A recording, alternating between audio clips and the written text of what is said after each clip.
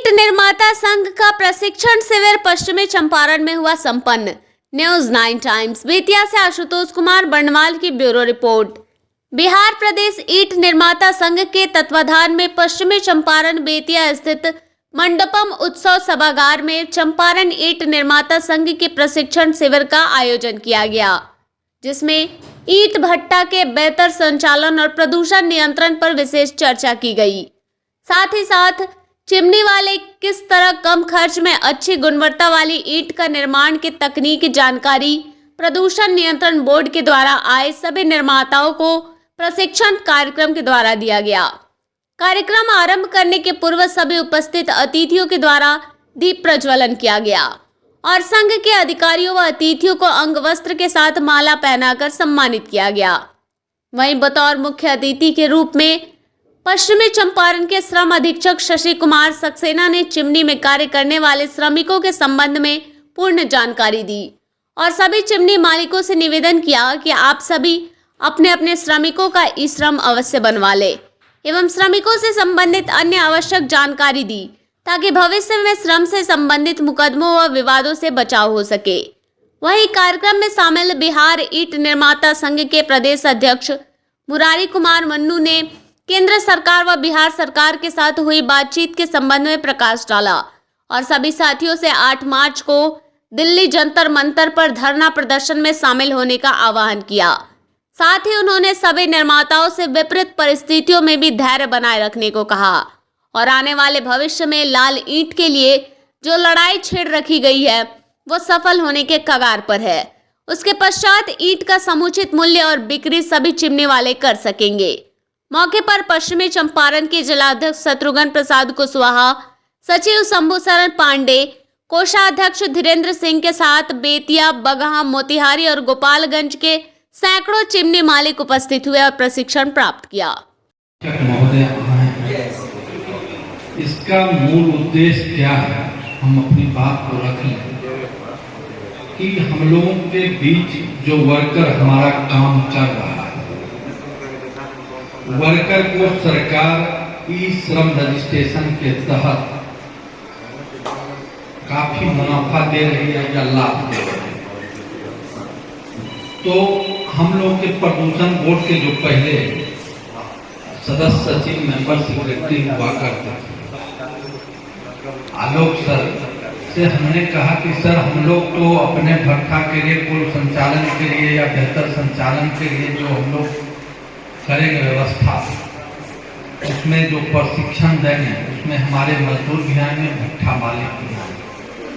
यदि सभी भट्ठा मालिक प्रयास करके बिना भट्ठा का नाम दिए हुए लेबर का भट्ठा पर ही रजिस्ट्रेशन हो जाए तो सर यह बहुत आसानी से काम हो जाएगा।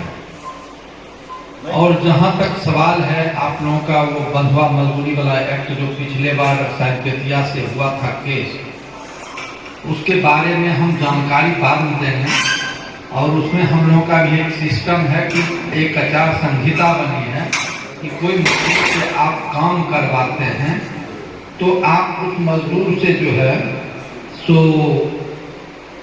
आप एक आचार संहिता पेपर पर सिग्नेचर ले लें और आप श्रम अधीक्षक महोदय के कार्यालय में उस पेपर को जमा कर दें कि हमारे ये मजदूर काम कर रहे हैं और इस मजदूर को हम इतने रुपया का एवज में दे रहे हैं, इतना एडवांस काटा जाएगा और इतनी राशि उनको मजदूरी में दी जाएगी। इस प्रकार की आचार संहिता बनाई गई थी 2019 में, लेकिन कोरोना काल के वजह से उस पर हमारे प्रिंसिपल सेक्रेटरी का सिग्नेचर नहीं हो पाया। अब कोरोना काल हटा है, हम लोग इसमें मिले हैं तो बंधुआ मजदूरी वाला भी समस्या जो है तो खत्म हो जाएगा।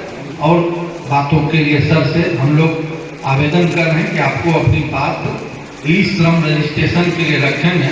और सर हम एक आदमी भी आपको पश्चिम चंपारण से दे देंगे अपना भट्ठा मालिक से, जो आपको माने आपकी बात को इन लोगों के बीच रखेंगे और समन्वय स्थापित करवा करके ये रजिस्ट्रेशन का काम बढ़ाया जाएगा। मंचाधीन प्रदेश उपाध्यक्ष मुरारी कुमार को मुरारी कुमार मन्नू जी को मैं हार्दिक अभिनंदन करता हूं। साथ में शंभू पांडे जी का भी हार्दिक अभिनंदन करता हूं।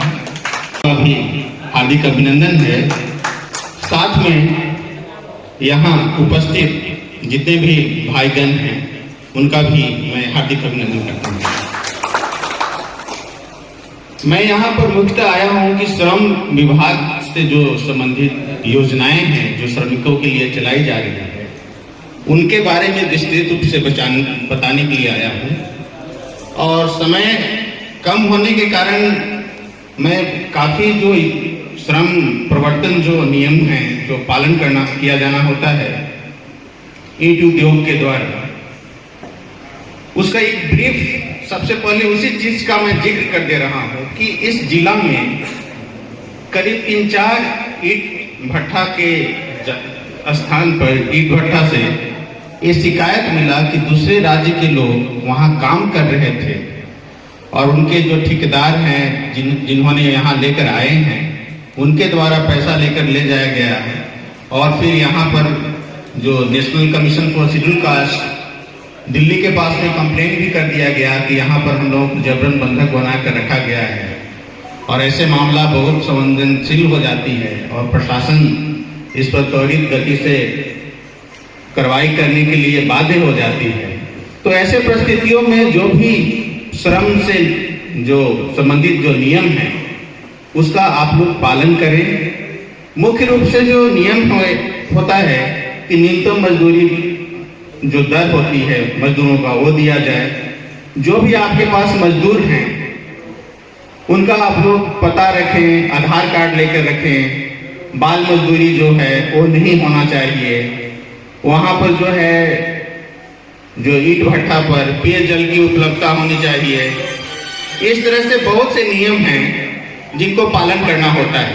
मैं उसके बारे में विस्तृत बाद में कभी मौका मिलेगा तो फिर हम लोग उसके बारे में चर्चा करेंगे और आप लोग भी जागरूक होकर के सभी जगह अवेलेबल है ये सब सूचनाएं, इंटरनेट पर भी अवेलेबल है सभी जगह। तो जो भी नियम है श्रम कानून के पालन के संबंध में वो आपके बचाव के लिए है, आपके हित के लिए है।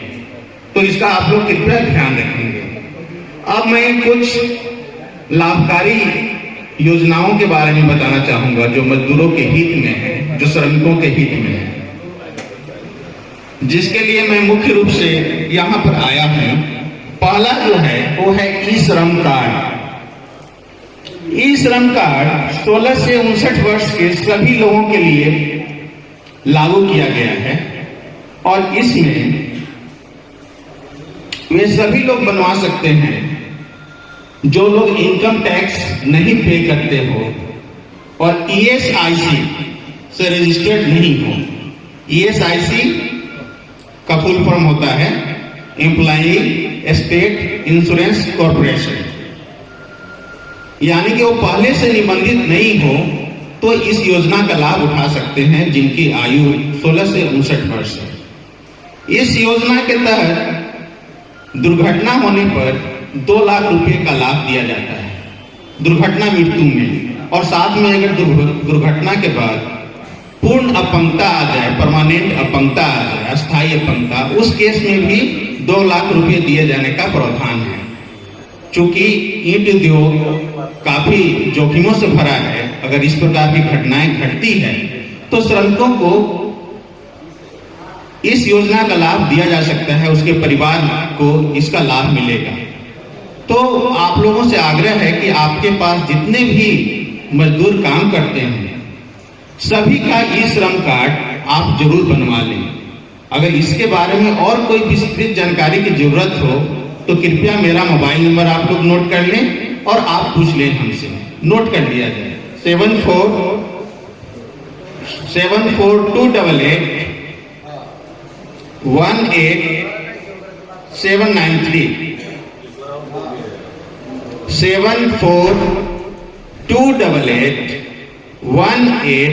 793 शशि कुमार सक्सेना मेरा नाम है, श्रम अधीक्षक पश्चिम चंपारण।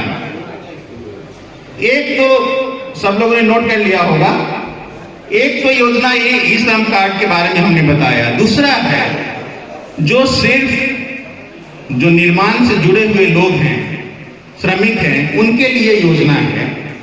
उसका नाम है Bihar building and other construction workers welfare board, BOCW के नाम से काफी ये योजना फेमस है। बिहार भवन निर्माण एवं अन्य सन्निर्माण कल्याण बोर्ड के द्वारा संचालित किया जाता है, जिसका अभी सचिव हैं आलोक सर हैं, जिन्होंने हमें यहाँ पर भेजा है। जो अभी जो मुरारी माननीय प्रदेश अध्यक्ष जी ने बताया उसके बारे में, यह योजना काफी लाभ देने वाली है। योजना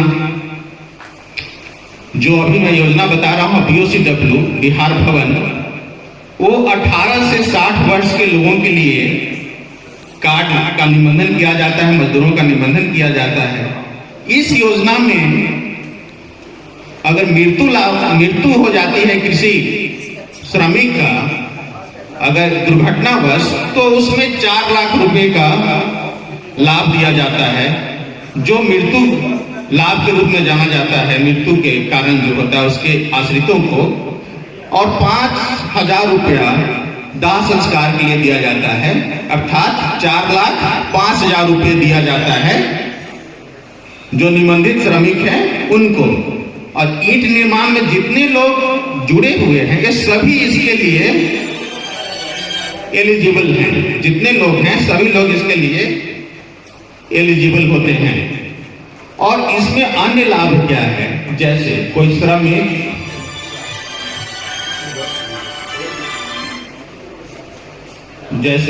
अगर श्रमिक अपनी पुत्री का विवाह करता है और निबंधन किए हुए 3 वर्ष हो जाता है, तो 50,000 रुपए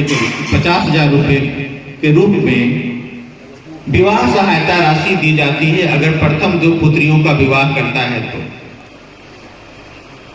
साथ ही अगर उनके बच्चे पढ़ाई करते हो और मैट्रिक एग्जाम, इंटरमीडिएट एग्जाम, दोनों एग्जाम में अगर 60% मार्क्स, 60% से ज्यादा नंबर लाते हो, तो उनको 10,000 रुपए की राशि नगद पुरस्कार के रूप में दी जाती है।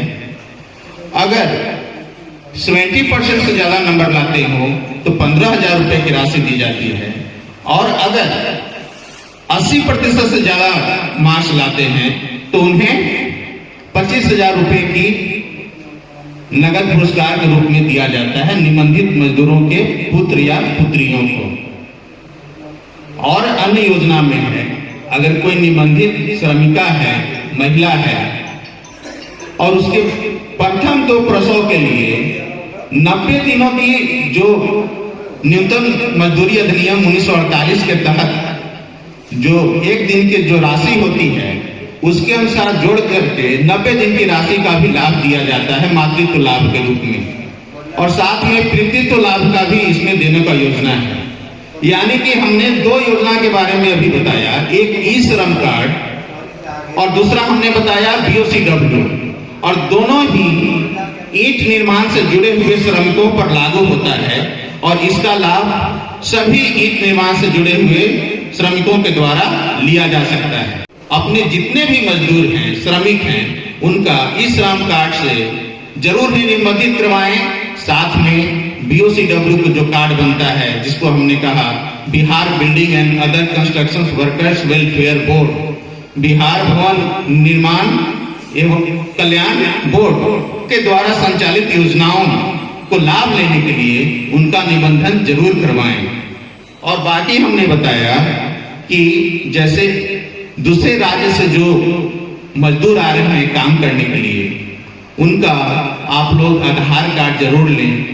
और जो ठेकेदार आपको लेकर आ रहा है उसको एक सर्टिफिकेट दिया जाता है, उसका नाम है इंटर स्टेट प्रवासी कर्मकार अधिनियम के तहत जो लाइसेंस दिया जाता है, वो लाइसेंस जरूर उन लोगों को दें, ताकि कभी इस प्रकार का आरोप लगाया जाए कि हमसे बंधुआ मजदूरी करवाया जा रहा है, हमें पैसा नहीं दिया गया, तो इस तरह से उलझनों से आप बच सकें। साथ ही बाल मजदूरी कभी न करवाएं। बाल मजदूरी कानूनन अपराध है, जिसमें बहुत इसके जो कानून हैं बहुत कठोर हैं। इसलिए एक जरूर ध्यान दें कि आपके जो ईंट भट्ठा है वहां पर बाल मजदूरी, बाल श्रम किसी भी रूप में न हो रहा हो, क्योंकि इस प्रकार की जो शिकायतें आती हैं या इस प्रकार के जो अगर कभी उलझन होती है तो उस समय काफी कठिनाइयों का सामना करना पड़ सकता है। तो आप लोग को मैं यही बताऊंगा, जो लाभकारी योजनाएं हैं सरकार के द्वारा जो संचालित, उसका लाभ मजदूरों को दिलवाएं, और जो सरकार के द्वारा जो नियम बनाए गए हैं मजदूरों के प्रति, उसका भी आप लोग पालन करें। इसके साथ मैं अपने शब्दों को विराम देता हूं। धन्यवाद। सर, आज पश्चिम चंपारण में ईंट निर्माता संघ के बैनर तले प्रशिक्षण शिविर का आयोजन किया गया। इसका मुख्य उद्देश्य क्या है? इसका मूल्य है कि हम समाज को कुछ दे सकें जो हमारे पास है। हम सभी भट्ठा मालिक प्रशिक्षण प्राप्त करके भट्ठे के बेहतर संचालन करते हुए कोल की खपत कम होगी, जिससे हमारा भट्ठे से प्रदूषण कम होगा। बिहार ईंट निर्माता संघ भट्ठे में प्रदूषण तो कम करने के लिए जगह जगह शिविर लगा रही है। इसका मूल उद्देश्य है कि हम अपने व्यवसाय में मुनाफा कमाएं और राज्य को प्रदूषण नियंत्रित करके दें। आज के प्रशिक्षण से क्या लगता है कि जो ईंट भट्टा से व्यवसायी परेशान हो रहे हैं वो अब परेशानी नहीं झेलेंगे और फिर से नए उत्साह से काम करेंगे? नहीं, परेशानी का नाम ही भट्ठा है, ठीक है। या आप इससे मुक्त भट्ठा मालिक को मत समझिए। परेशान होने के बाद उसका समाधान भी होता है, उसी दिशा में ये प्रशिक्षण शिविर एक कदम है। आज के जो आप लोग का शिविर था उसमें जो इस तरह की बातें आई, उसमें ऐसा भी है क्या कि ईंट का मूल्य भविष्य में बढ़ने वाला है? ईंट का मूल्य भट्ठा मालिक नहीं बढ़ा रहा है, सरकार बढ़वा रही है। क्योंकि कोल का मूल्य जो है सो 9,000 रुपये प्रति टन जो कोल मिल रहा था, ठीक एक साल में वो 24,000 रुपये प्रति टन है। तो ये हम नहीं बढ़ा रहे हैं, ये सरकार बढ़ा रही है और जनता को सरकार से बात करनी चाहिए। सरकार की कुछ नई योजनाएं जो ईंट भट्टा उद्योग के लिए दी जा रही है, उसके बारे में कुछ बताएं।